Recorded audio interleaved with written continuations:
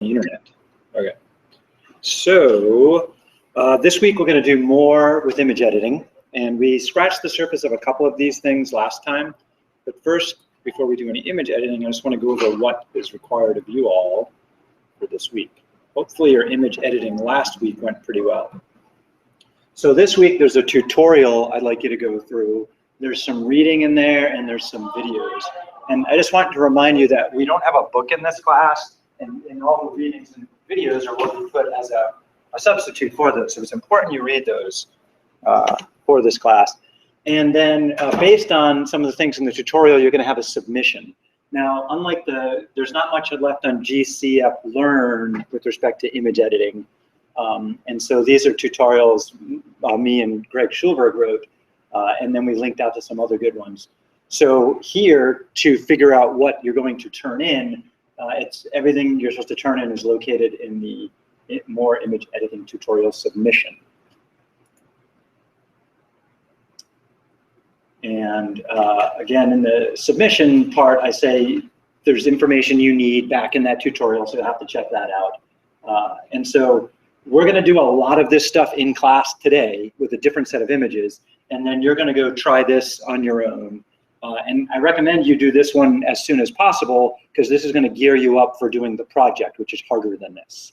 And so again, the way the class flow usually works is I try to show you some stuff in class. The tutorial does similar stuff with you on your own outside of class to kind of build those skills better. And then the project is where you show off your skills. And this project's going to be fun, and I think you're all going to like it. I tried to make these directions as clear and as possible. If there's any question on what I'm asking of you here as you're doing it, just send me a note, email, whatever, and I'll get back to you. Let's get back. And so I'll refer to some of the tutorial in just a little bit. After today, we'll do the play in class together. You'll do read through the tutorial and try the submission. Then once you do all that, then you're ready to do the project. And the project is a little bit different this time. I'm going to blow this up just a touch.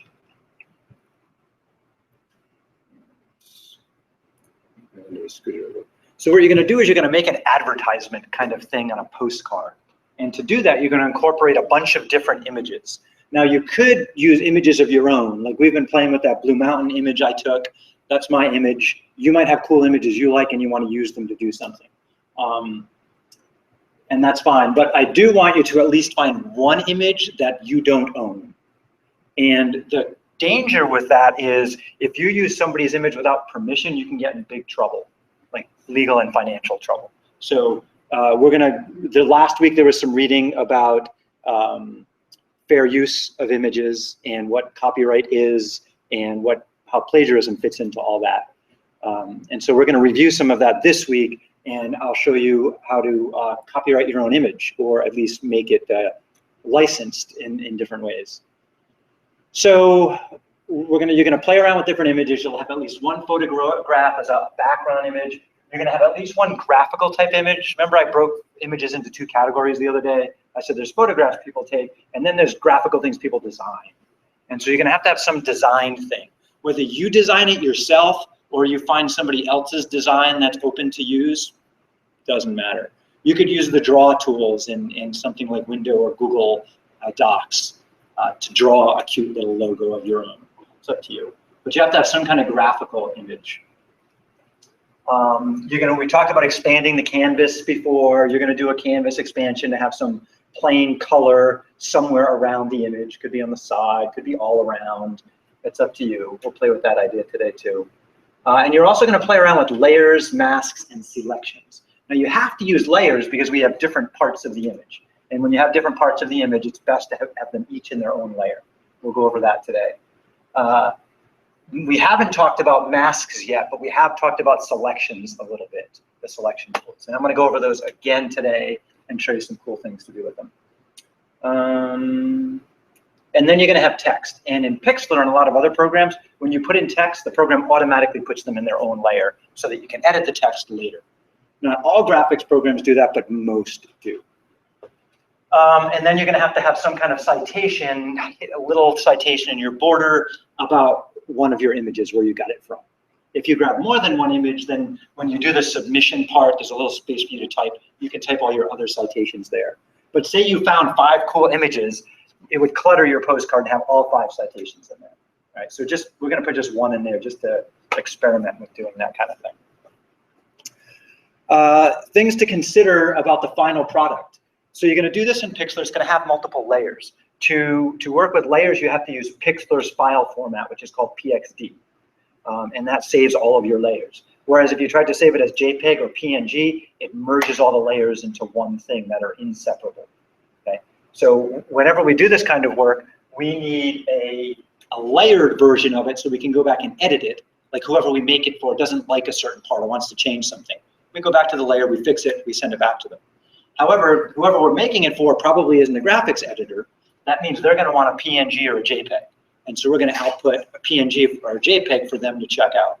So what you'll have for me is you'll have your Pixlr version of your collage kind of advertisement. You'll have original copies of all the images used. We always preserve those. And then your output will be a high-res one at the bottom, number 5, a medium resolution, and a low-resolution version of the image. Okay. So the low-res could be used in like a web page. It could be used for, you could even make it smaller if you wanted a thumbnail kind of image of it. That's too big for a thumbnail. The medium and high res would be for printing purposes. When we send this to the printer to start making postcards. And then there's some other details. We can talk about this again on Thursday. But first, we got to go over the basic skills you need to do that. So this one's a lot more creative. I'm not giving you the images this time. I'm saying you find the images, you put them together, you make it pretty and cool. All right. Now, how many people are designers and good with color? Not me.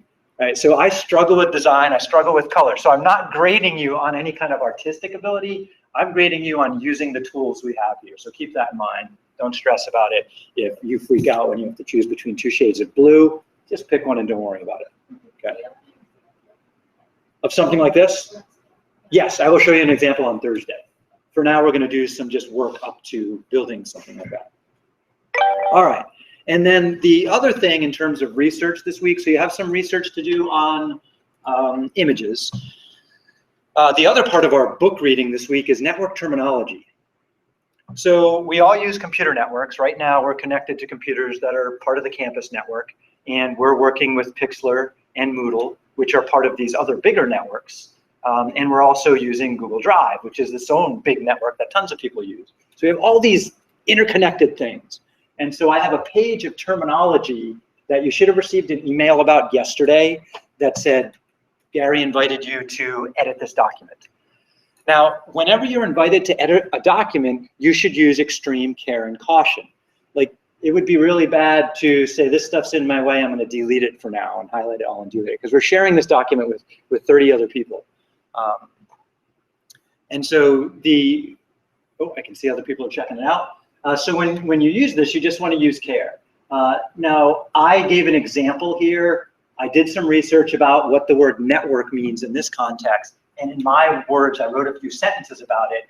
And I have a little footnote I added here that's at the bottom of a link to one of the pages I looked at. Now, actually, I looked at a whole bunch of pages, but I didn't want to clutter up a bunch of footnotes right away. When you're doing your research on something, you may look at multiple pages. And so you should footnote in different parts, say, where you've got stuff. Later, because there's a bunch of us editing this, there's going to be a ton of footnotes. And that's OK, right? What each of us care about is that we wrote something about one of these topics. Now, it is first come, first serve. Now, some of you may look at these things and like, I have no idea what IPv6 is or UTP or DHCP. So a lot of these things may be foreign to you, and that means they're going to be foreign to everybody. So picking the first one isn't necessarily a big deal because all of these require a bit of work. Somebody already defined routing. That just happened. So not many people have been in here, just me and Randy Stubbs so far. Notice Randy is missing a citation. Don't forget to do your citation. The other thing that you're going to do is once people start putting stuff in here, what you're going to do is you're going to look at what they wrote. You may look up their source. They should list their source. Otherwise, you're going to look up your own source and you're going to add something to it. Now, the way you're going to add is not here. You're going to comment. So you might read what Randy wrote here and say, oh, I think you could add to that. And so what you'll do is you'll right click and you put in a comment and say, you could add blah, blah, blah, blah, blah, blah, blah, paste in your link where you got that. You could say, I really like the way you worded that, but I need you to have a more substantial comment than just I like it. Kind of like before when we were do that other forum thing. So I want you to put at least a couple of comments on somebody's. You could put one comment on Randy's and another comment on whoever does the hub repeater, but at least I need you to do at least 2 comments on stuff in here. Because the goal is for all of us to learn more about networking concepts. So you'll pick one of these, you'll research it. Is Wikipedia an okay place to start? Absolutely, but we don't want to use that as our primary source. We want to look up some of the sources in there. But Wikipedia is going to have a lot of great stuff in it. However, it's also going to have stuff written by technical engineer kind of people, and you might read the first sentence and go, what the hell are they talking about? And that's going to happen a lot. So you're going to have to find multiple sources. So sometime soon, don't wait till Sunday to do this because it's going to be more painful then because you're going to be in a rush. Try to get it started soon. Pick a topic, look it up. You may pick a few topics and then do some quick research and then put your name on one and start writing something. I make a note at the top about how to add something. I say use Shift Enter to add a new line. If you do a regular enter, it's going to add a new number. Like if you decided you were going to define Ethernet, if you hit enter, it's going to put a number 8. That's not what we want. I tried to do that on my tutorial and I was like, I just gave up. Yeah, so remember we talked about in class between new lines and paragraph returns. What we want is a new line in that bullet. So if we do Shift Enter, now we can type about the internet, or Ethernet in this case. Okay, so that's what you want to do when you add yours, not add a new number. Okay, and then, so again, pick a few that might sound interesting, do a little quick research. If you decide you like it, then at least put a sentence or 2. You can always change it later and put your name on it, so that way it's yours. Okay. Question. Yes. Inserting the footnote numbers at the end of the sentences.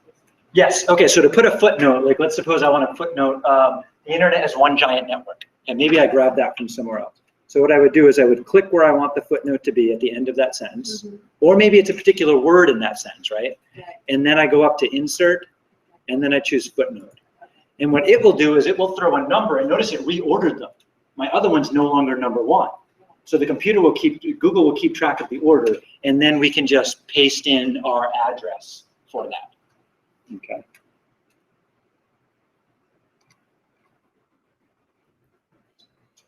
Here and delete it. Other questions on this one? Good for now? Okay. And then next week we'll review some of this stuff together.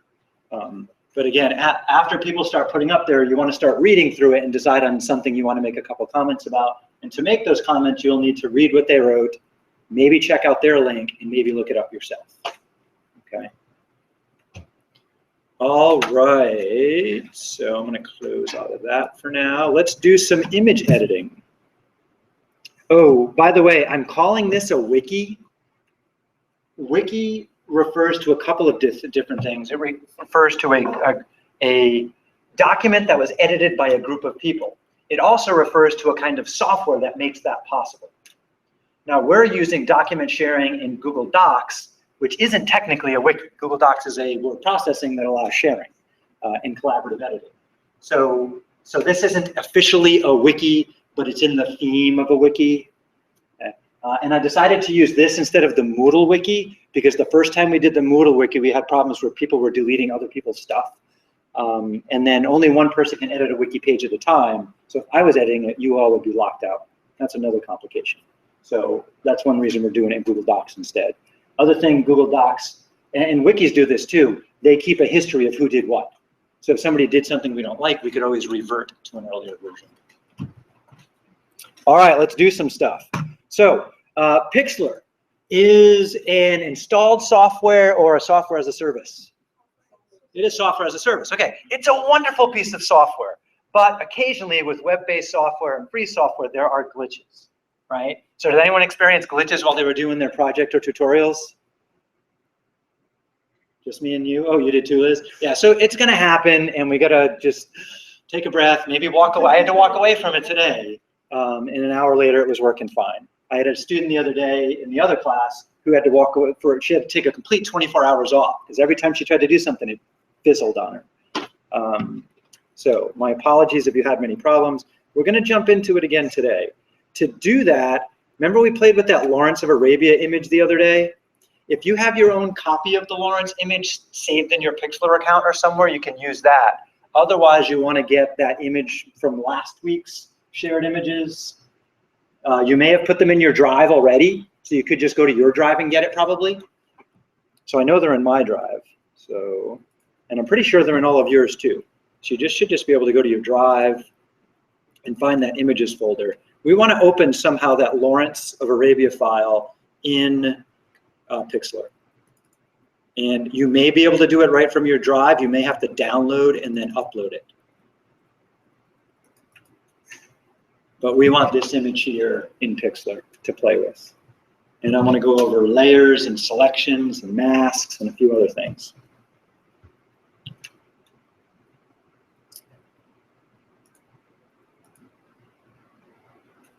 And I've had pretty good luck opening images from Drive to Pixlr, but other people, like some of you, have not.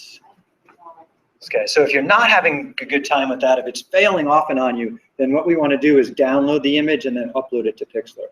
So the alternative is to choose download.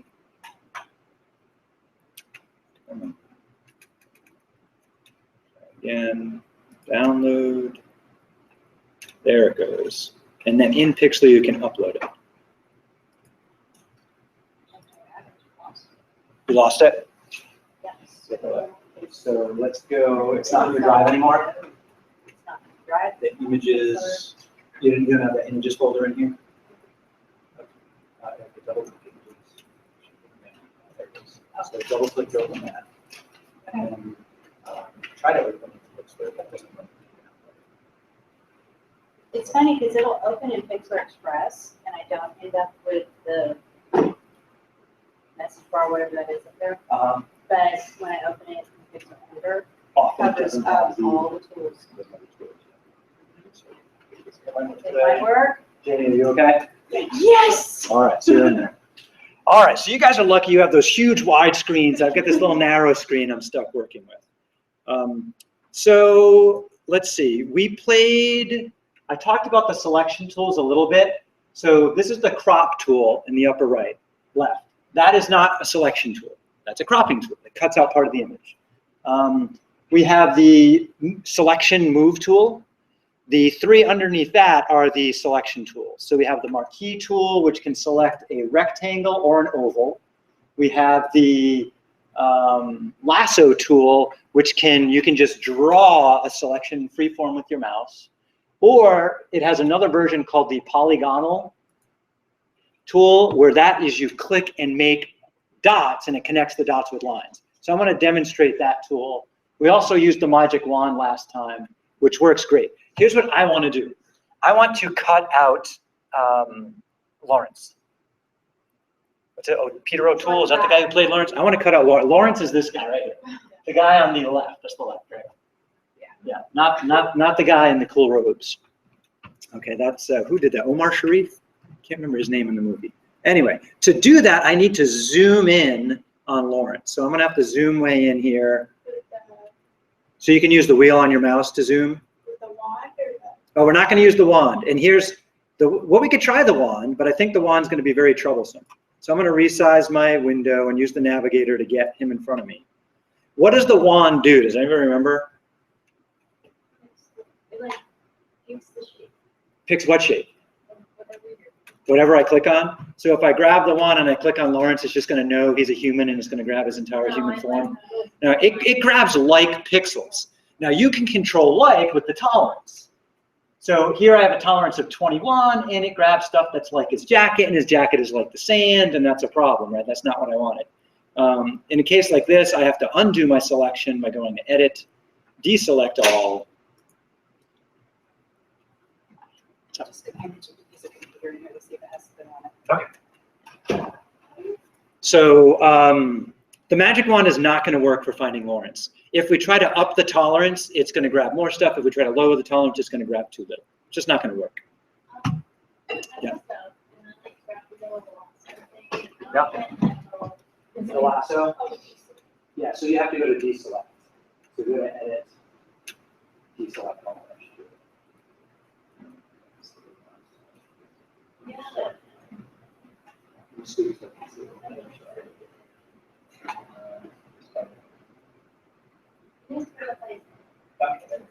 And once we select. Okay. So I'm going to demonstrate the lasso tool in 2 different ways, and then you guys will try something, or you could just try it. So the lasso, when I first choose it, should be in the lasso mode, and there I can just start drawing around him with my mouse. I'm going to make just a crude selection, and I have to get back to where I started. Okay, there's me selecting Lawrence with the mouse. I can clean it up after, but I'm just going to go for that now. So that's one version. Now what I'm going to do with it is I'm going to copy it. So Control-C on the keyboard once you do that. So Control-C. Let's paste. Control-V. Let's try Control-V and see what happens. You should notice it makes a whole new layer with only our cutout of Lawrence in it. That's kind of cool. Now, we talked a little about layers last time, but not too much. Notice that right now I'm in layer 1, my pasted picture of Lawrence. I'm not in the background layer anymore. So what I'd like you to do next is grab the eraser tool. And my eraser is set at 50. And if I click the button at the tools, the options for this tool at the top, it says I have a diffuse 50 brush. And the hardness is set to 50. 100 means it's wicked hard. It's a solid circle. And as you bring that down towards 0, it becomes fluffier and fluffier on the edges. And it depends on the kind of drawing you're doing. I kind of want to erase the extra stuff to make just a Lawrence cutout here. And so notice this when I do this. As I start erasing, it's only going to erase the current layer. It's not going to touch the background layer. Oops, I accidentally erased part of his arm. So then I can just undo whatever I did to fix that. So with the eraser tool, now is anyone distracted by the background there? I am. So what you could do is just double click the lock on the background to unlock it and then uncheck it. So now the background's still there, I can check it and put it back, but now I can just worry about cleaning up Lawrence. Okay. Now, could I have done a better job tracing him? Could you have done a better job tracing him with the lasso? Yeah. So then there'd be less erasing. On the other hand, how long would it take to carefully trace him with the mouse? Could it take a long time? Yeah. So I'm just going to show you one other way to do this. So I'm going to leave that layer sitting there. I'm going to go back to my 0 layer, and I'm going to break out that lasso tool. I'm going to switch to polygon this time, and I'm going to zoom in a little more, and I'll start on his head. The way the polygon works is every time you don't click and drag like the first lasso tool. You just click and go click. And what it does is it makes little line segments. And so I can try and wrap tighter around him. And so I could spend my time clicking around Lawrence, trying to capture his image. Now, can you see this could take a while too? If you're using a mouse, this getting close is a little easier to do with the polygon version of the lasso than it is trying to carefully hold that button down and drag around his figure. Is it hard to draw with a mouse? Would everyone agree with that? Yeah. So tracing Lawrence in the free-form lasso tool is a very difficult thing. Right? So maybe I just want his head. So I'm just going to steal his head for now. So let me finish capturing that. And then if I double-click near where I started, it will complete my selection. And so then I could copy Control-C, paste Control-V, and I'll get a whole new layer of just Lawrence's head, right? Now I would have done the whole body, but it would take too long, and I just wanted to get to it. So you see we have some options here. So pros and cons. If I use the polygonal version of the lasso tool, I can go very close to his whole shape by just going click, click, click, click. But that's going to take a while. On the other hand, it's going to take a while to erase, oops, on my other Lawrence close to him. Right? So I get out my eraser tool, there we go. And I start erasing stuff. Oops, I'm in the wrong layer. Oh, here's another mistake you're going to make as a new layer user. You're going to try to erase on Lawrence, but nothing's erasing. What's happening here? The back layer. Yeah, I'm actually in the background. So if I look back at my background, I'm going to see I just screwed it up because I was editing in the wrong layer. So warning, before you do any editing of a layer, make sure you're in that layer. Fortunately, I have an undo tool, and so I can undo it, switch to the right layer, and then erase. So the trade-off here is I want to make him look good, but I got to erase close to him. Is the 50 pixel diffuse eraser going to be the best tool for this job? It is on the outer edge, but once I get close to his body, then I'm going to have to switch. And so then what I do is I just zoom in on that part of him. And this is as far as I can zoom in Pixlr. Ooh, there we go. And then I just grab a different brush. And so maybe when I'm really down fine, I'm going to use a 5 pixel or 1 pixel hard brush. And so then I start using my brush to eliminate that stuff close to his skin. So this can take a little time. Oops, and sometimes you accidentally make boo-boos. Has anyone ever made a boo-boo and erased part of them you didn't want to? So a lot of editors, when they do this, what they do is when they're near something, they just click. Click. Instead of dragging, they just point and click and dab at it.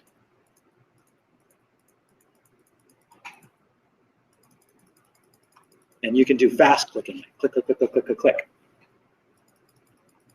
One thing that's going to happen here, since we're doing so many clicks and erasing, we're going to exceed the undo history of the history panel in Pixlr. And that could cause us some problems too. A way around that is what you do is you just save what you've done so far. So let's pause a minute and save. And let's see, I click save, and Pixlr says, do you want to save it in Google Drive, on the computer, or in the Pixlr library? I'm going to go save it on my computer since I've been having trouble with online stuff lately. And it says it wants to save it as a JPEG. Is that a good option here? No, why not? That's one reason, transparency. There's another reason I don't want to save it as a JPEG. The layers, yeah, I need to preserve my layers so I can finish editing them. So once you have layers, while you're editing, you have to save it as whatever the layered format is. In Pixlr, it's a PXD. Okay. So I'm going to save it as a Pixlr. I'm downloading it to my computer. I'm going to click OK. Put it in a reasonable spot. That works. And then the image is now saved to my computer. If I was worried I was using up all my undo history, I would then close this and reopen it, and my undo history starts all over again. Okay, so that's one way around that. All right, let's see. Open image. Oh, I'm not logged in. I thought I signed in.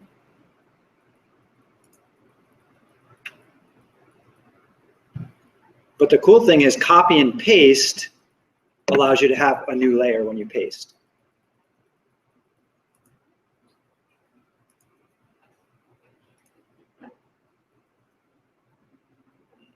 It's not there, darn it. I had done this earlier and I had this great version of Lawrence cut out I could put anywhere I want, but then Pixlr crashed and I lost it. I'd even saved it and it just didn't preserve it. So again, so this is one option where we copy and paste. Now here, I have to rely on the undo history. What if I go back later and I decided I erased something I shouldn't have? I kind of got to start over. Can you see that's a problem? Okay, so I'm going to show you another way to do this. Okay. So again, the Magic Wand tool didn't work. The Lasso tool, where I had a couple of options, they both work nice. They have their pros and cons. So I'm going to zoom back out and go back to layer. I'm going to turn off my other layers and go back to my background layer. So remember, just turning a layer on or off doesn't mean you selected it. You have to actually click on the layer and make sure it's highlighted. Okay, so I have my layer 0 there, and I'm trying to zoom. It doesn't want to, so I can go to the view menu maybe and show all. There we go. So here I'm back at the original. So the next thing I want to show you is what's called a layer mask. And before I do it here, I just want to give you a quick image from the CS120 website about it, about what masking means. It's like selecting, but it's different. So in the book I posted on this week in our website, More Image Editing Tutorial, there's a section on layers, and I'll talk more about layers in a minute. There's another section on selections and masks where I go in detail about what the different options are for the marquee tool, the lasso tool, and the magic wand. And so I list out what each of the options means here. I also have a good tutorial page that you want to check out on the lasso, and there's another good one on the magic wand that's worth checking out. So it's somebody else illustrating it with little videos too. Other important things to us we checked out last week, we'll do them again today. Select all, deselect all. If we make a selection and we're done with it, then we need to deselect it in order to do other work. And I'll show that in a moment too. Invert is a nice one too. It might be easy to select Lawrence, but hard to select everything else, and that's an inverse selection. And then there's select pixels, which I'll show you that in a moment too. And I give some examples of me using selection tools on Bodog here. So here's the original Bodog. I used the polygonal lasso tool to draw little points around him, and then I inverted the selection and hit delete. And that wiped out everything outside of Bo and kept Bo behind. Here I did the reverse. I selected Bo with the lasso tool, and then I deleted him and kept everything else. And then here, notice that's a little weird. I selected Bo, but everything else is colored pinkish. Okay?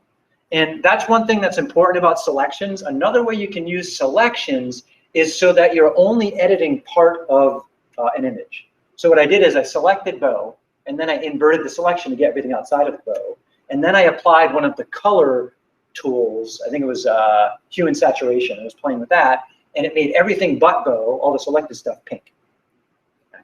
So we could that's kind of like using masking tape in a house if you want to block something else and paint the rest. Same idea. Down here, I'm going to show you a different video. Not the video. What's this one? Oh, this one's a cute video about the selection tool. That one's fun. Give a dog a third eye. Masking.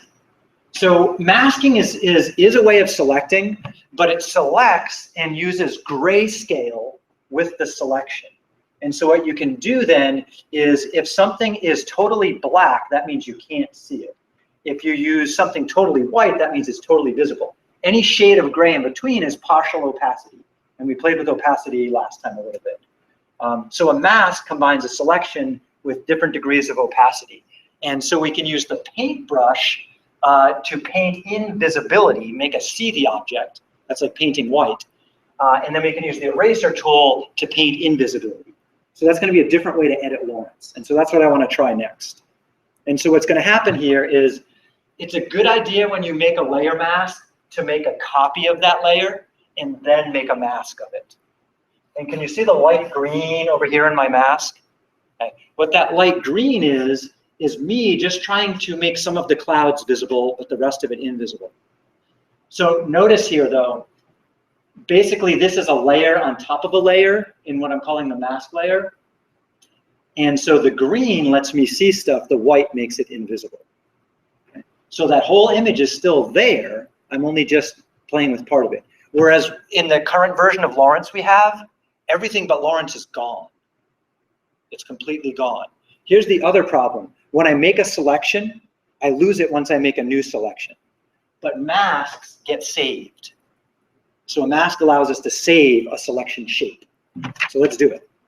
So I'll show you how. So go back to your background layer and turn off any other layers that you might want to go back and edit later. We're going to duplicate our background layer, which is now called layer 0, by right-clicking on it and choosing duplicate layer. And so somewhere, where's that layer? Oh, there, it's called layer 0 copy. So if I turn off my layer 0, nothing should change because it's an exact copy of it. The next thing I'm going to do is there's some other buttons in the layer panel at the bottom. We have the toggle layer settings. If you click that, what you'll see is you have control over the opacity of it. So let's just, I think we touched this tool last time, but let's just do it again. If I take that opacity tool toggle and I drag it down, what we'll see is the Lawrence image starts to fade away. To make a copy, right click on the layer you want and click duplicate. So when you right click on layer 0, click duplicate layer, it'll make layer 0 copy. And then if I hit the toggle layer settings, I have control over the opacity of that layer. Let's keep it at 100. Let's toggle that out of the way. The next one over is layer mask, and that's what we want to do. We want to add a layer mask here. So just click add layer mask. Now what it does is it adds a white mask, and so we can't see anything. So we want to make it visible. To make stuff visible here, we're going to grab the paintbrush and we're going to start painting with black. Now my paintbrush is a little small right now. I'm going to make it bigger to match my image. I'm going to go with a 200 solid. Oh no, I think I'll go 200 diffuse brush. And so if I start painting, you see I'm painting in green, but once I let go of the mouse, I've made part of the image visible. So I have a couple of options here. I can paint in Lawrence there, and then start painting and start erasing parts of him out. So I could switch over to the eraser tool and clean up the edge a little bit more. But one thing I want to be clear, if you look at your layers window, what you should see is that you have a copy of layer 0 that's entirely intact with a mask sitting on top of it. So whereas before, when we literally had to annihilate pixels on the page to get Lawrence by himself in a specific layer, here we don't have to do that. But just like before now, we could zoom in on that image of Lawrence and start cleaning him up to make a Lawrence cutout.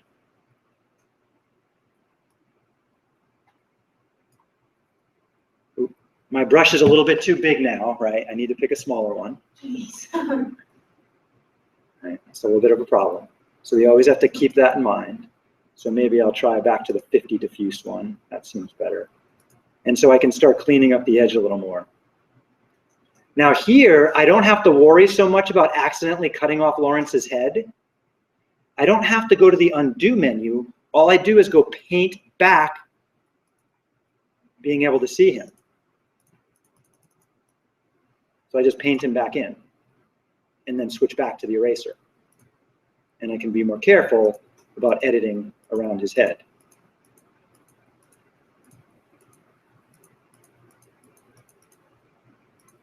And you want to be careful with those diffuse brushes when you get to his skin, because the brush actually does have a little diffusion working outside of its boundary. And so that can be very dangerous. But this is a different way of doing it. Masks have a lot of benefits over selections, but sometimes the selection is just easier. And the trick is to always use whatever tool is easiest and more convenient. And it just depends on what your goals are for working with it. But either way here, we have a way to make a cutout Lawrence. And choosing brush size is important. That brush is a little too small for what I was trying to do. That's better. So I use a big brush to get rid of the extra stuff I put in. And since this is a mask, if I accidentally get too close to Lawrence, I can always go back to the paintbrush, choose an appropriate size, and paint back in whatever I messed up. Like I messed up part of his arm.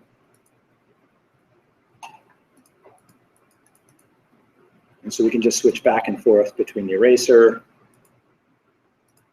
and the paintbrush with masking.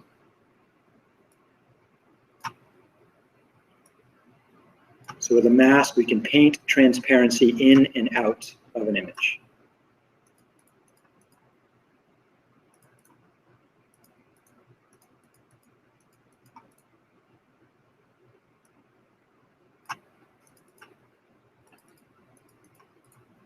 And with both the selection, copy and paste and the masking, I have this copy in a whole new layer that I can work with independent of any other layers. And so that's important.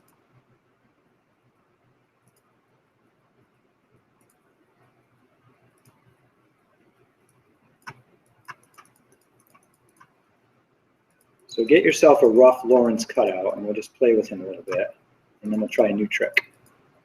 How are we doing on time? We're doing, oops.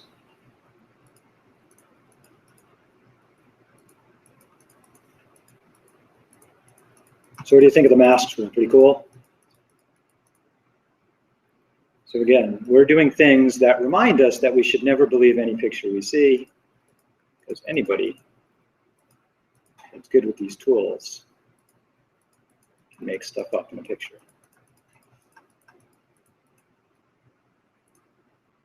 Okay, so let's say I like my version of Lawrence.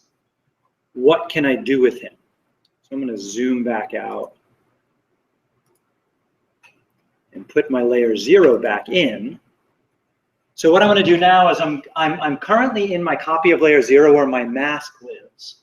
What I'm going to do is use the move tool, and I'm just going to grab my Lawrence and just put him next to himself. And I could put him anywhere I want. I could have him floating up in the sky there. Maybe that's what they're looking at.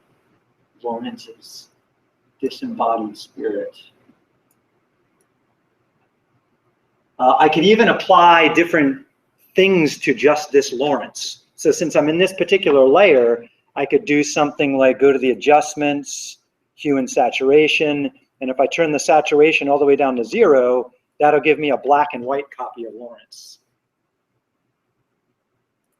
I could also go to the layer opacity, and I could turn the opacity down a little bit. So now I have a black and white, slightly see-through Lawrence, which is like a ghost. But that ghost is in its own layer, so I can control that layer's position, its color. Maybe somebody decides, no, ghosts in this movie, they need to be a little different color. So I could go and play with the color balance. And I could make him a pinkish ghost. A pinkish, grayish, see-through ghost. Other things I could do with my Lawrence. We didn't go over this tool before. If you look in the edit menu, remember the free transform? The free transform allows you to move and rotate. So it's different than just the move pixels tool. And so here I could, if I go near one of the corners, I get the rotate. I could try to rotate Lawrence. But notice what happens when I try to do that here? Yeah, my mask is stationary. I'm rotating the layer behind it. So that didn't work. Okay, so there are, pros and cons of every single tool. So were I using my other layer where he was a physical cutout, a selected cutout, that I could rotate. This one I can't. Okay. So I'm going to undo that. So I'm going to say, no, don't change those settings. And I can put him back where he was. Let's see, what else can I try with this? Oh, there's lots of things we could do. But anyway, the point is, when you have a layer, it's independent of the others. It's an image on an image. You can use all the editing tools to do all kinds of stuff with it. Once in a while, we get weird things like my rotation didn't work. This version of Lawrence won't work for that. All right. I'm going to save this because I've made a lot of edits and Pixlr crashed on me before. And I'm also going to save it to my computer. Now, it's wanting to save as a JPEG. I need to pay attention to that. I don't want a JPEG yet. I'm not done with this. I want a PXD. I'm also going to change the name of it because I edited it and saved it. So let's see. I'm going to call this one masked at the end. Save. Thank you. All right. Hi, Colton. Hope you're hearing this okay. I just noticed you were there. So the next thing I'm going to do, I'm going to turn off that mask layer, and I'm going to show you one more tool that's good for erasing and moving stuff. It's called the clone stamp. So I want to zoom in on Lawrence again. So I'm going to zoom in onto my image. And I'm going to move my navigator over. So we've looked at the paintbrush before, I think. Didn't we look at the paintbrush before? Okay. So paintbrush, we get to choose the brush style. There's lots of different brush styles, and I get to choose the color. Yes, we talked about color a little. Remember when we're choosing color, right now I'm in the HSL color panel. Anybody remember what HSL stands for?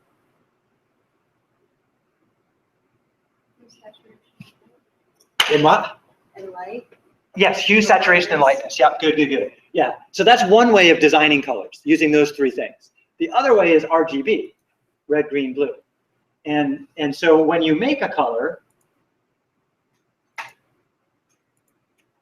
you get both its HSL numbering and you get its hexadecimal numbering. And here, notice they're giving me the hexadecimal in two versions. They're giving me the decimal version vertically, and horizontally, they're giving me the hexadecimal version. And when you look at images on the web and a lot of images in programs like this, almost always you'll see a hexadecimal version of it. Okay? You can use decimal versions on the web too, but the hex are more popular. So we got to get used to looking at it. So 178 out of 255 red, that's also known as B2. 188 for the green, that's also known as BC. And then 51 hexadecimal or 81 decimal for the blue. Makes the current weird yellowish, orange, greenish color I have there now. So I'm going to cancel out of that. Suppose I wanted to paint with part of the color of his uniform. One way to do that would get the eyedropper tool, which is near the bottom. And if I click on something with the eyedropper tool, the tip of the eyedropper tells me what color pixel that is. Now, at the moment, there are shades of all kinds of color in there. So if I click and then click a little bit next to it, it's going to change the shade slightly each time. So try the eyedropper tool and notice how it changes the color palette each time you click, depending on what you click on. What it does is it grabs whatever color you pointed to, and you're pointing with the little where the drop would come out on the eyedropper. And so often when we want to do that, we want to zoom. If we're concerned about a specific color, we want to zoom in as far as the program will allow. And I lost Lawrence there. There he is. And so that I can kind of see individual pixels, and so then I can grab the pixel I want. Maybe I want a lighter one, like over here. Maybe I want a darker, shaded version of his jacket. That would be over here. Okay. So that's one way to grab the right color. Here's another way to do it. There's a tool halfway down on the right that looks like a stamp, and if you point to it, it should be called the clone stamp tool. I want to show you how to use the clone stamp tool. So click on that. I'm going to zoom out a little bit, and then I'll show you how to use it. Uh-oh, this thing's broken. View, show all, zoom in. So when I zoomed all the way in, Pixlr did not want to zoom out. So what I had to do is go to View, and then Show All, and then zoom back in again, and that worked. So there's two ways, at least, to use the clone stamp tool. What the clone stamp tool does is allows you to use something on the screen as your paint in large chunks. So I have a huge paintbrush right now, right? So if I were to point at his head and do a control click, and then I were to point somewhere else and click, it'll paint. Oops, am I in the right layer? Oh, I'm in the wrong layer, darn it. Let me do that. And switch back. Make sure you're in layer 0, that's very important. Okay, so I'm gonna try that again. Point to his head. To do a sample with the clone tool, you do a control click to sample and a regular click to paint. And so now I'm painting with his head. Mine says could not use the tool because area has not been. Yeah, you have to use control click first to sample. So you point to something, control click, that samples it, and then you click and it'll paint it. Okay, there you go. So let me demonstrate some things that make the clone stamp tricky to work with. So ready, watch this. If I just start clicking, every click refers back to the first place I control clicked. I'm gonna undo those for a second. If I click and hold, then the stamp will move with me. See how the stamp is moving where it's grabbing pixels from? So I can reproduce him elsewhere. So I can make it look like he's got a mirage of himself standing right next to himself, which is kind of cool. So the other thing I can use this for is I could paint Lawrence out of the picture. So what I could do is, check this out. I could control click the sky near Lawrence's head, and then I could paint his head off. And then I could go and paint the land near him, and I could start removing him from the landscape. So if I'm careful about how I do it, it'll remove him from the image. So I can use the clone stamp to paint him in or out of the image. So other examples of what you could do with this, suppose you have a tree next to your house, a little tree that's cute, and you wonder what it looked like in front of your house. You could use the clone stamp to paint it in front of your house. Now you would have to clean up the edges around where it's overlapping the house, right? That could be a problem. So for example, if I bring Lawrence back, if I undo a few times, get him back in existence, I could use the clone stamp to put him somewhere else. So again, I'm going to click on the top of his head, control click to sample, and then I could put him up here higher. But the problem I'm going to have is, although the top of his head is in the sky, the rest of him is on the ground, right? So I'm painting stuff I don't want in the sky. Would you agree that's a problem? Yeah. So I've done in 3 different ways we can reproduce Lawrence somewhere else, using a selection, using a mask, or using the clone tool. And they all have their pros and cons. And the more of this you do, the more you realize, selection tool is the way to go for what I have here. No, the clone stamp works better for this job.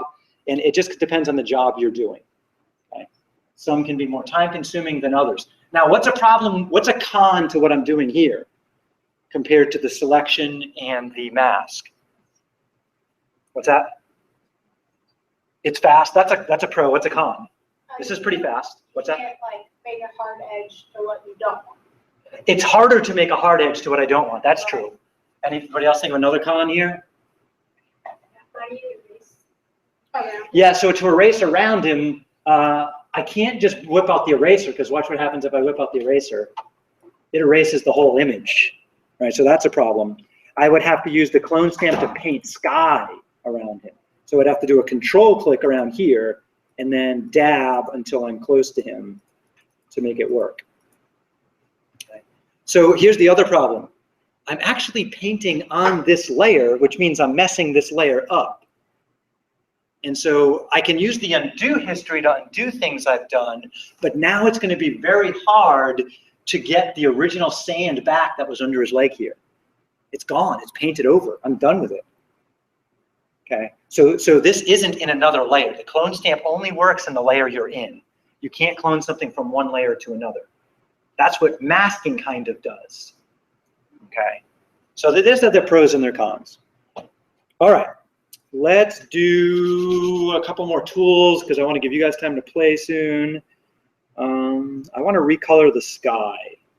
So I'm going to undo my painting of Lawrence in the sky. Okay, so he's gone now. I'm not going to worry about those other layers. I am going to zoom out. Do you guys remember in class the other day where we tried to select the sky with the magic wand tool?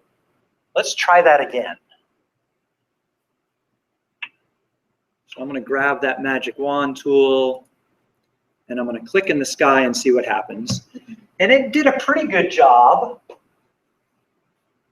of selecting that stuff there. One thing that you can do with these tools that's kind of neat is you can add to and take away from selections. So if I hold down, I think it's the Shift key, what my cursor will change shape to a magic wand with a plus on it. And what the plus allows me to do is add things to my existing selection. And Control allows you to take away from it. Okay. So what I could do is on the edge of mine, I have my tolerance set to 21, that's the default in Pixlr. My edge missed some stuff. And so I could try adding to that selection by zooming in on it and using Control click. So I'm going to zoom in there. Scroll over to it. And so I could grab like this part right here, shift till I get my plus, and then I point to it and click. And not bad, but it grabs some of the sand. I wish it didn't do that. So I'm going to try and hold the Control down and click on the sand and do a minus to get rid of the sand. So Shift click adds, Control click subtracts. So you can go back and forth between the two trying to clean things up. Control to subtract stuff you didn't want. Now sometimes that goes horribly wrong. I just lost almost everything doing that. Okay. So it can have problems. So other things I can do is deselect it, change the resolution, and try again. So I'm going to deselect all, because that just went bad. And I'm going to change the tolerance a little. I think I want it to be slightly more tolerant, so I'm going to try maybe 30. See what that does. Click. It grabs some of the sand. Maybe I don't care, but I do here. Wait, Shift is to add, Control is to subtract.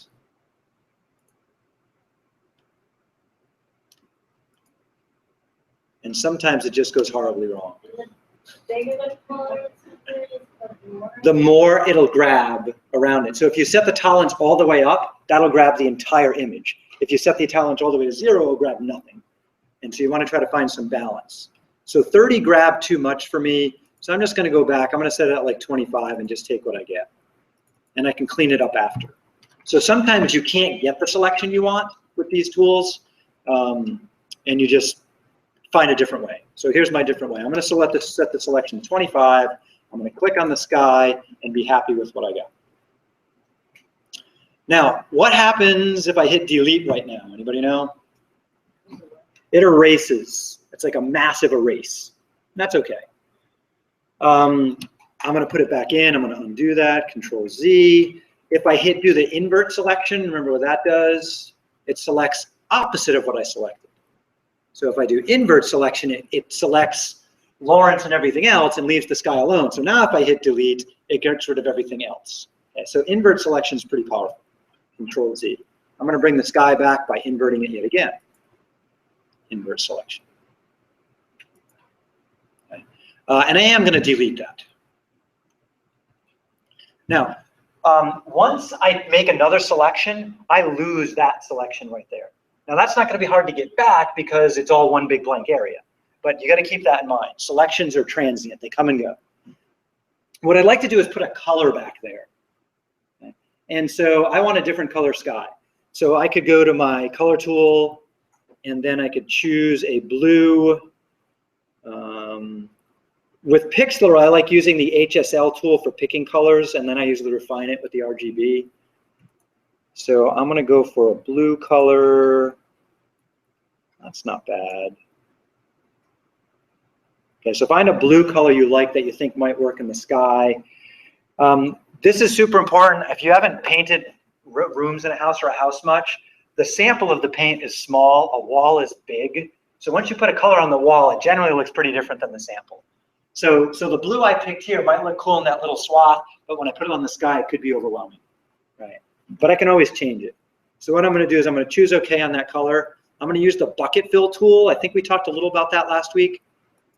The bucket fill tool is kind of like the magic wand tool in that it has a tolerance that goes from 0 to 255.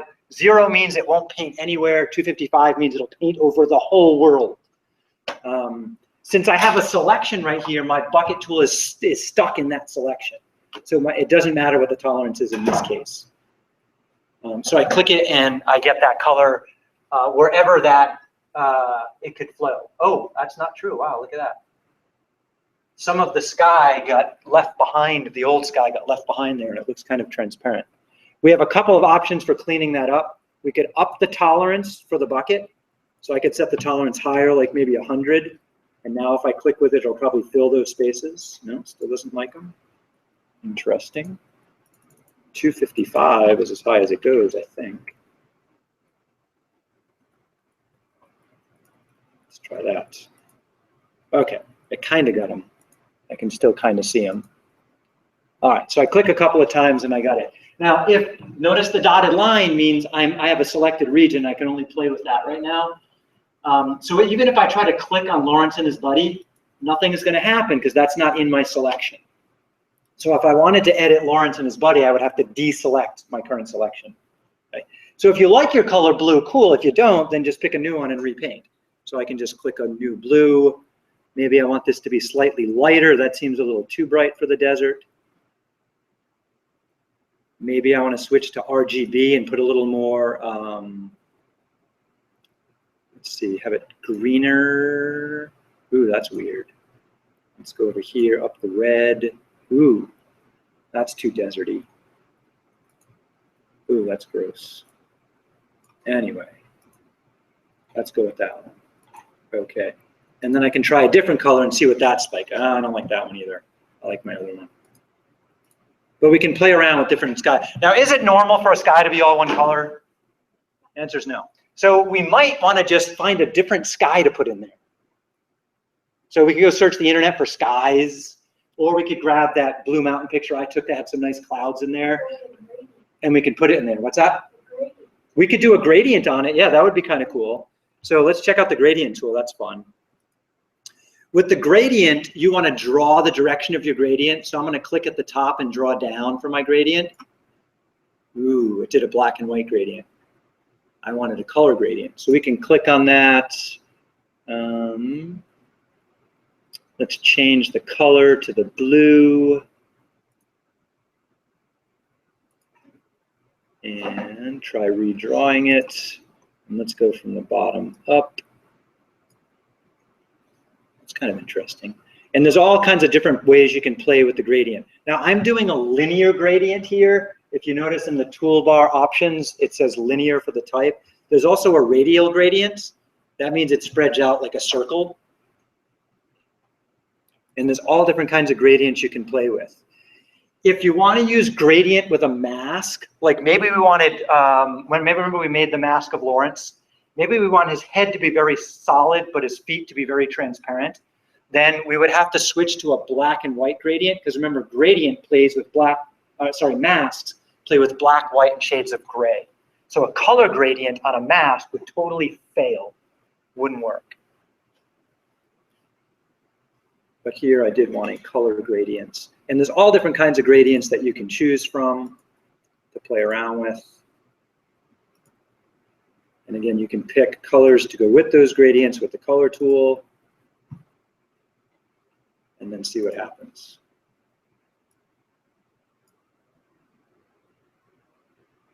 And you can draw your line in different directions to make different things happen with that gradient. So that's kind of cool. And like any tool, it takes getting used to. It takes experimentation to play around with it. All right, let's see, what else did I want to do? Let's incorporate a different color sky and then some text, and I'm almost done with what I need to do with you. So I'm going to delete all that, even though it was cute. And I'm going to go find that Blue Mountain picture. Now, one thing that won't work right now, if you didn't download that Up Blues original photo from the drive before, if you try to open it in Pixlr now, it'll open it in a different copy of Pixlr, so you'll have two Pixlrs going simultaneously. So what we need to do is, if you don't already have it saved, you'll need to download the Up Blues file, and then we'll upload it into Pixlr. So I want to try and put that sky in this image. I need to try and download it, and Google's being picky about downloading. Let's try this. If you're having trouble downloading, let me know. That's how it worked. So let's see. What I want to do is open that image separately in Pixlr. One thing I could do from Pixlr is under layers, I could choose open image as a layer. Does anyone remember the problem we had with that last Thursday when we tried to do that? Nobody remembers? The problem was the Blue Mountain picture was a totally different size than the Lawrence picture, and they didn't fit well together. So before you go inserting an image as a layer, you need to make sure they have size compatibility first. So I'm just going to go to the File menu in Pixlr and open that image I downloaded. And where did I download it to? You can't get at it?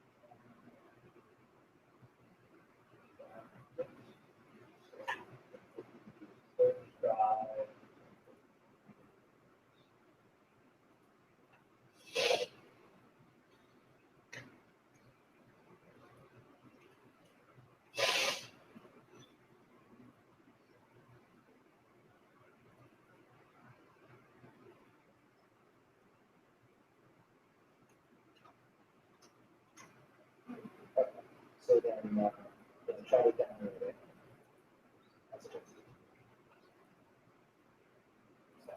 So you can upload it. Anyone else having trouble downloading? You think you got it now? Okay. So I didn't pay attention to where it downloaded. It probably is in the downloads folder. Yep, multiple versions of it. What's that? We're not gonna open it as a layer. We're just gonna open it as a separate image. So go to the file menu and choose open.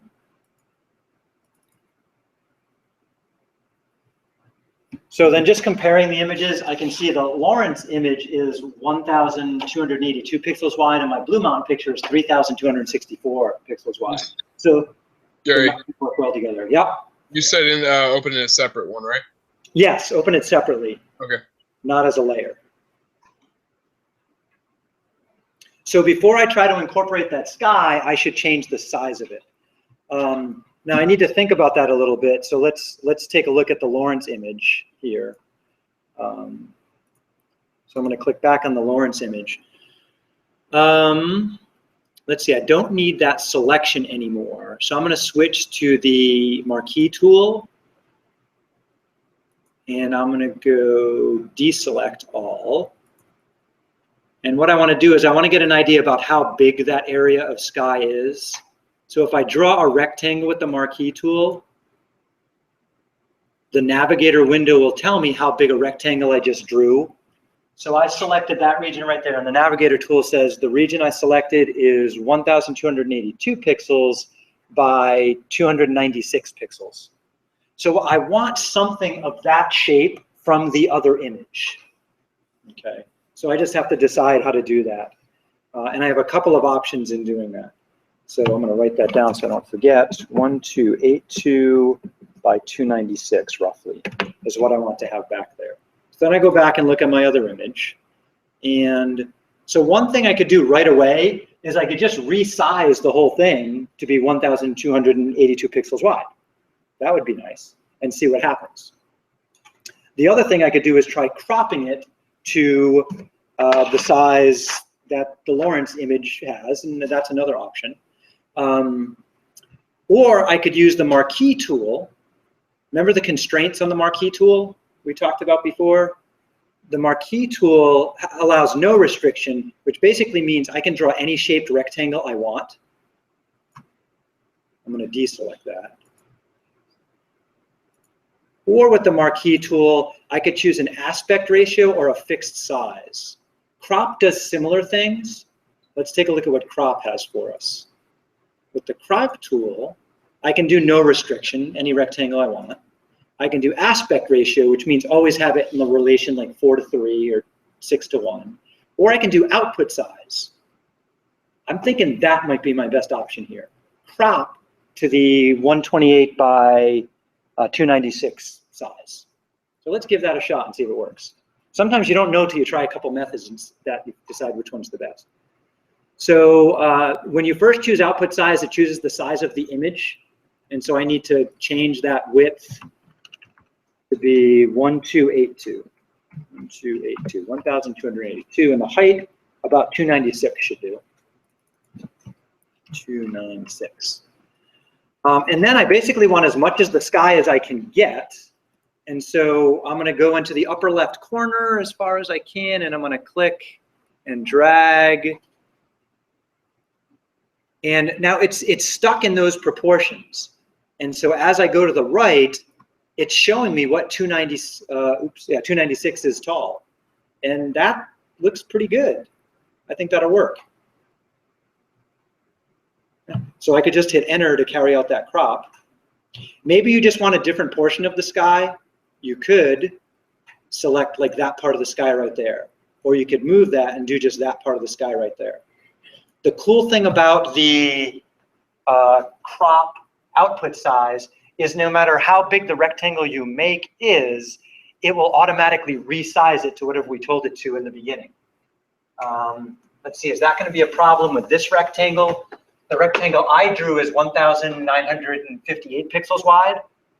So let's see, it's bigger than I want. So that means it'll scale it down. Tell me if this would work.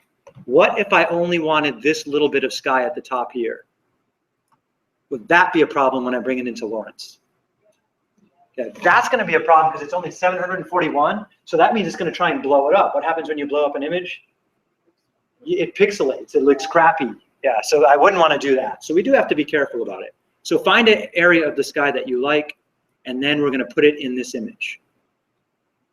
Okay, so I'm going to go with this piece right here, a little dark sky on the horizon. So I hit enter to fix my crop. Now here's the coolest thing about Pixlr and some other programs. Let's see. I don't know how to do this now. Yeah. What I can do next is I'm going to move my Up Blues original out of the way a little bit. And then I'm just going to grab that background layer from Up Blues and I'm going to drag it into the Lawrence picture. And it'll throw it in there for me as a new layer. Okay, so to do that, let me undo that. What I did was, while I need to see the Up Blue layer, so I can't click on the Lawrence picture. If I click on the Lawrence picture, it'll switch to Lawrence's layers. I need to have the Up Blue or layers visible. So I just move that out of the way a little. Hang on, I'll come help. I grab the background and I throw it in there. And now I get my blue sky on there. Oh, there it You see it now? And then right over the Lawrence and let go. And close it. I think it's just maybe an ordering thing. Let's see. is. Okay, yeah, just that's fine. Is that cool? Okay, you have an ordering thing too. So just change the order of your layers. Let's see, which layer is the visible one?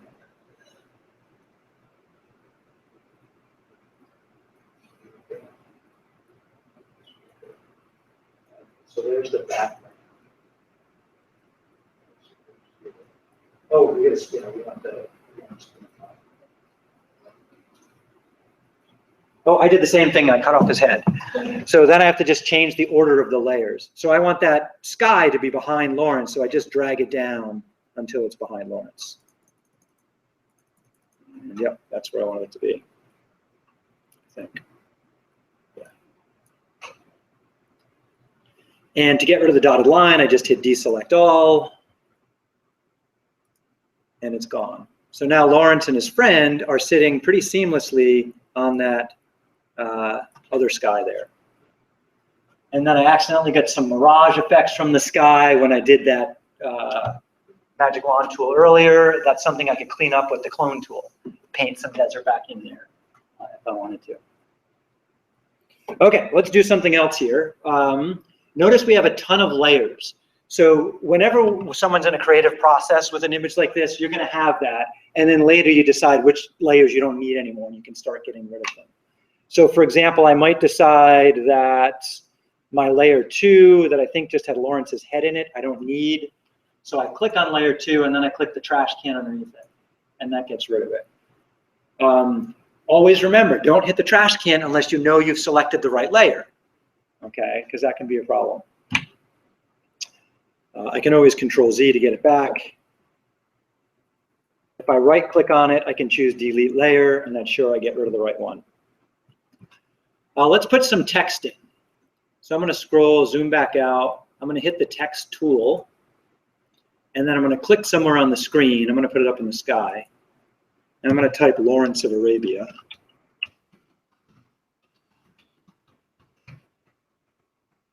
And at the moment, I have a blue color, which is clashing with my blue sky. So I need to pick a different color. So I'm going to click the color on the text and maybe go with black. And HSL is easier to grab black. They both have their benefits. Choose OK. OK, that's a little better. I can also control the size. That's kind of small. Maybe I want it bigger. So I can either grab the slider and adjust the text that way, or I can pick a number that I like. Like maybe I know I want size 60 font. And it'll put it in there. And then I have all different fonts to choose. Sorry, wrong box. I have all different fonts to choose from. So you can pick whatever font you like. It'll show them to you as you point to them. Whoa, there's some weird ones.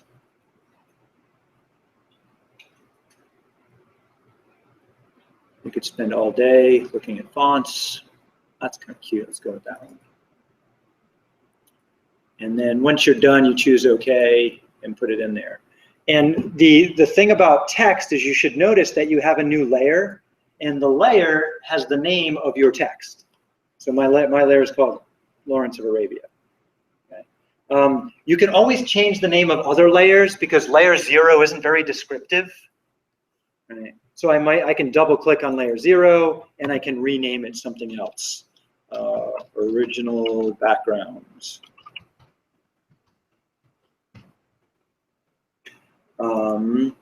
My sky is called background copy. I don't really like that. How about I call it sky or sky with clouds? So you can rename any layer and then click off of it to fix that name. The nice thing about having text in its own layer, if the text tool is currently active, then you can click on that text layer and double click the text, and that lets you edit the text. So if you notice you spelled something wrong, you can fix it. Oops, what did I just do? No idea what I just did. Double click. So I could rewrite that text and spell it different. Spelled it right. I could change the font, I can change the color. Other thing you can do is while the text edit window is open here, you can click on the text and move it anywhere you want.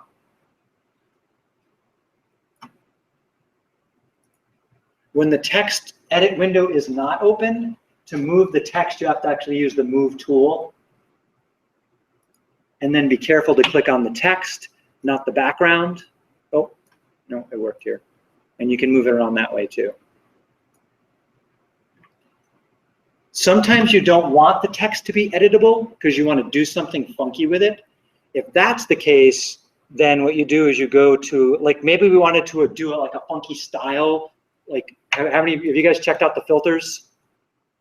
A little bit. There's all kinds of crazy stuff you can do with the filters. So maybe I want to apply some crazy kaleidoscope filter to the text and only the text. I can't do it while it's text. I would have to take the layer and rasterize layer. Anybody remember what raster means from last week? Versus vector? Raster graphic, vector graphic. What's the difference? It's going to be on the final. You got to remember this. It's very important. Think. Elizabeth?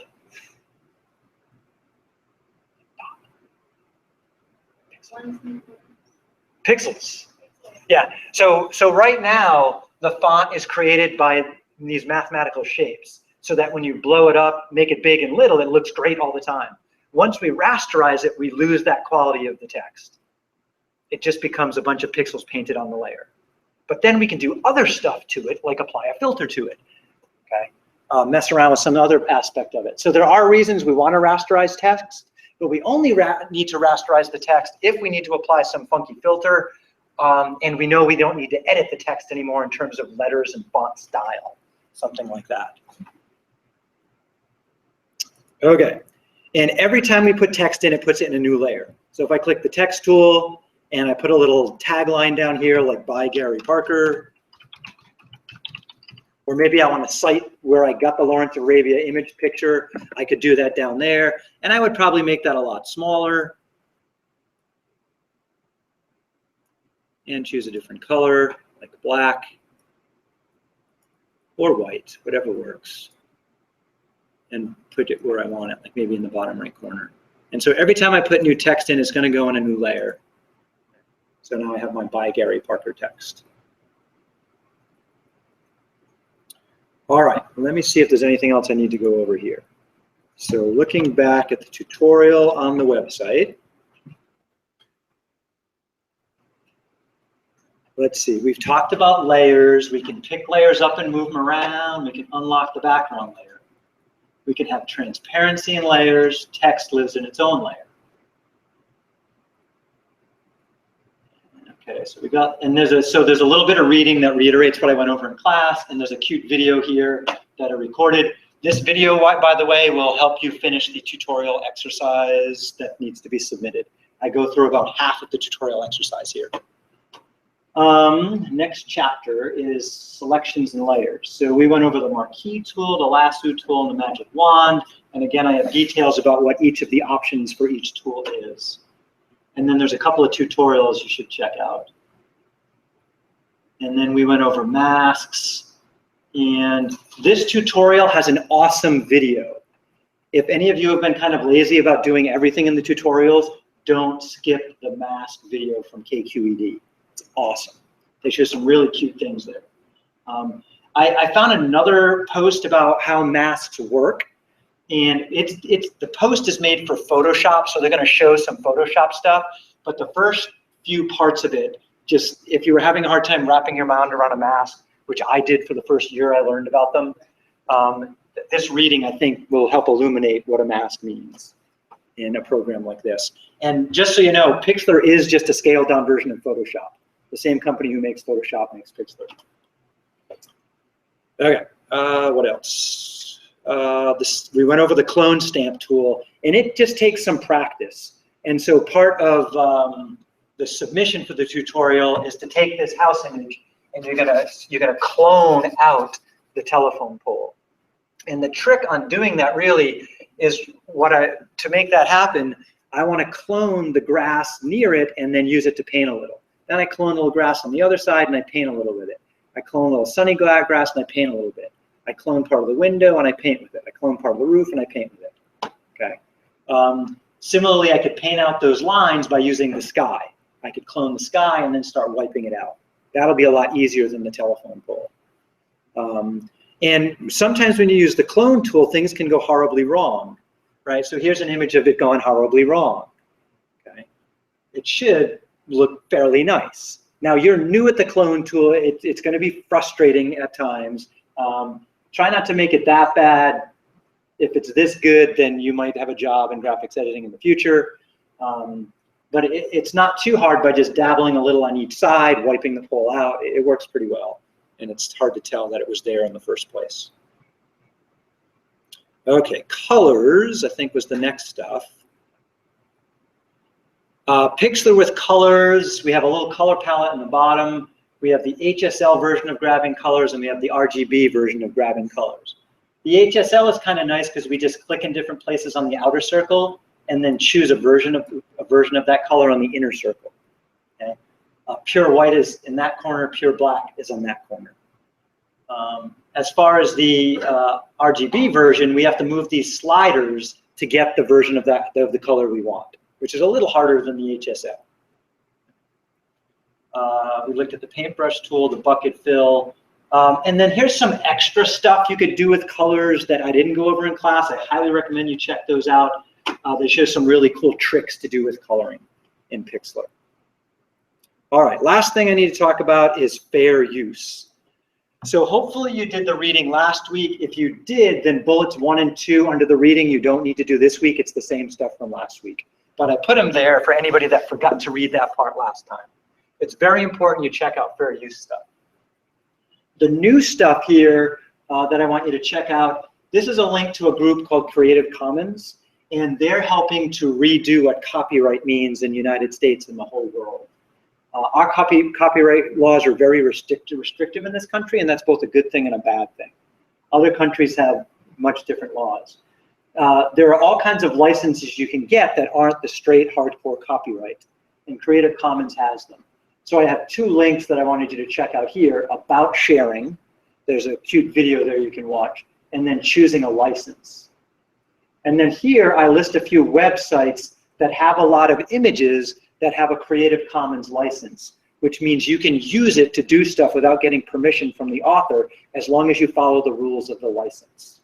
So I'm going to go over one of those licenses with you right now. So what I'm going to do is I'm going to take my Blue Mountain picture and I'm going to post it in my WordPress blog, and I'm going to put a Creative Commons license on it so that if anybody else wants to use it, they can as long as they follow that license. So I'm going to go to choosing a license here. And Creative Commons is this cute little program that walks me through picking the right license. So the first thing they want, allow adaptations of your work to be shared. So I can say yes or no. So what that means is, and if I'm not sure what it means, there's a little question mark when I point to it. I can click on it. So they tell me. You run. Okay. So yes, the license permits others to copy, distribute, display, and do things with the work. If I say no, then they can copy it, but they can't do anything else with it. They can't alter it, and they have more details of what that means on another page. And then there's a third option, yes, as long as they share what they do also. So for example, if they take my image and they alter it in some way, like change the sky, and then they repost it somewhere, if I select this other option, that means they have to use the same license I have. They have to let other people use it and change it. Okay. And so I'm going to say that. I'm going to say, yeah, I don't care if they change my image, but if they do, they have to let other people change their version of my image. Okay. So they say, okay, you need this license right here. If I said yes, then it says I want this license. If I say no, then they say this license. Other things I can check. Allow commercial uses. Do I want them to be able to make money off my work without me getting any money? If I click yes, well, then they can make money on it and not give me any.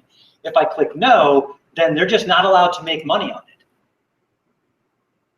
Okay, why isn't there a third option? The reason there isn't a third option that says, hey, I want to make money off it too. That's what regular copyright does. If I have an ordinary copyright, not a Creative Commons license, and I give permission, say, to Danny to use my work, but I say, you gotta give me a cut if you make any money. Then she has to give me a cut if she makes any money. That's an ordinary copyright. That's just the way it is. Here, I'm allowing other options. Okay? And here I'm gonna say, no, I don't want them to be able to make money off it. I want them to be able to have to give it away. And so it says, okay, this is the license you want. And then here it says, do you have a web page? Then you want to post this information on your web page. And I can also make it more specific. Like I could give the work a title, Up the Blue Mountains. And then I could say this is by Gary Parker. And then I could fill out other things if I wanted to. And then all I have to do is come down here and copy that and post it in my website. So I'm going to show you how to do that next. So I copy the code for my license, and I'm going to go log in under a different user. Let's go new Gary. And we want to go to WordPress, Math Departments, sign me in, Google. I do like that sign in with Google. It makes things so easy. And I'm going to add a new post. So in the post, I'm going to upload that picture of the Blue Mountains. And it looks like I already have it, so I can just grab it from my library.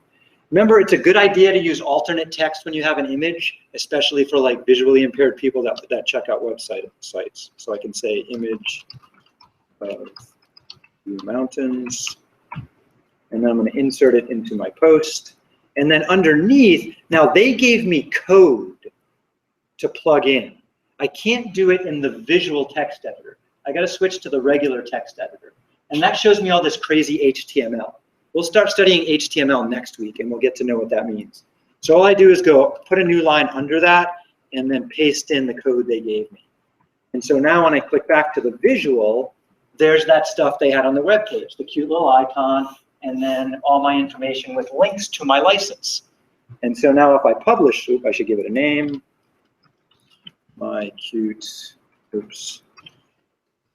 cute Blue Mountain photo, no E, and I hit publish, and then go view it.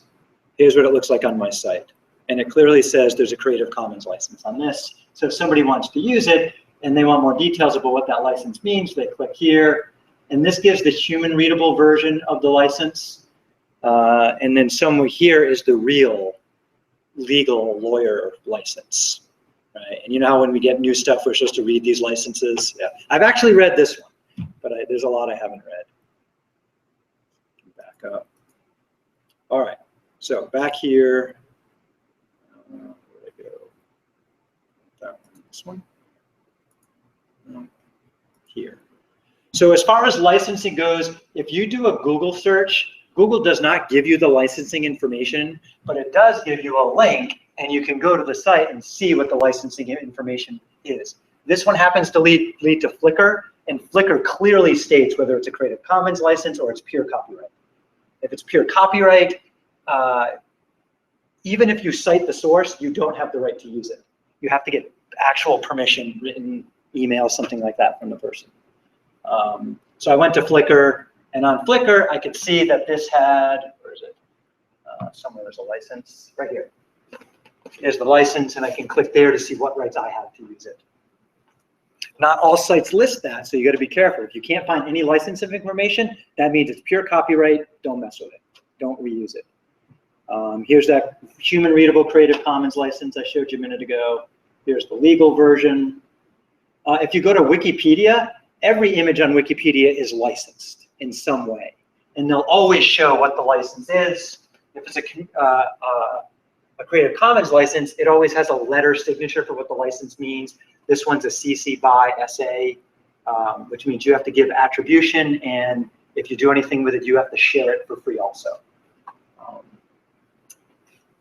All right, so I think that's it for now. We are just about out of time. So that's, in a nutshell, everything you need to know to do the tutorial and the project. Please check out the tutorial pages, though. There is some important stuff there. And then I will review a few of these things on Thursday, but I'm only probably going to take 15 minutes of your time on Thursday. The rest of the time is going to be you playing with the image editor, trying to get your stuff done. So that's it. See, Colton had to leave.